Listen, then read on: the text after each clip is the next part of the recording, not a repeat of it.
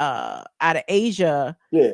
they were framing them as Gen Z, and I'm like, I can see Gen Z getting out there also, but I doubt if it was It's exclusively Gen it's Z. Like everybody. in Argentina, it was not Gen Z.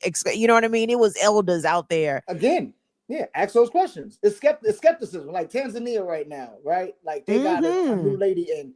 But like if you look Yes. up the history of Tanzania, like they're initially their revolutionary party took over and they was like, yeah, this is cool. Like we about to get some socialism, maybe some communism, maybe they turn to anarchy. And then the group got in and they was like, wait a minute, actually, this power shit is kind of cool. How about we just hold this down for a little bit? How about we hold it down forever? And then the lady got in, and then they started making fucking opposition people go missing. So Yeah. so it's the idea you have to revolution cannot be exported and it cannot be imported. Now that doesn't mean you can't read a book from Kwame Nkrumah. It doesn't mean somebody in Tanzania can't read a book by Huey P. Newton.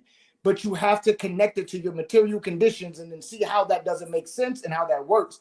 If not, you're going to be doomed to be caught up in fantasy. Like that's what because you're gonna again just be caught up with the can I wear a beret and a leather jacket right now? Because if I could do that, cool. But like I said, Occupy Wall Street.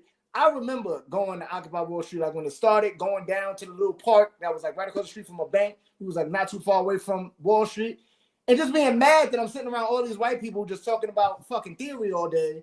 And I'm like, yo, fam, there's like a bank across the street. Like I'm not about to go burn it myself because I'm gonna get shot. But if we go together, maybe Right. we'll be all right. And then it's just random arguments of people raising hands to talk about Marx and Engels and shit. And I'm like, yo, what the fuck is going on? Like the best thing that happened there for me that I wish I still had on my phone, but I don't have that phone anymore is that so Kanye, y'all know Kanye West came down there once. He came down there with Russell Simmons. The time I wasn't there for that time that he came down there.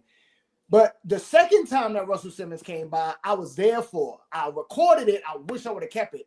But it was at night. There was another brother there who was arguing with Russell Simmons about the rush card. He was like, how dare you come down here talking about this fucking, you supporting us against the banks and shit, and you over here destroying people's like livelihoods through this bum ass rush card.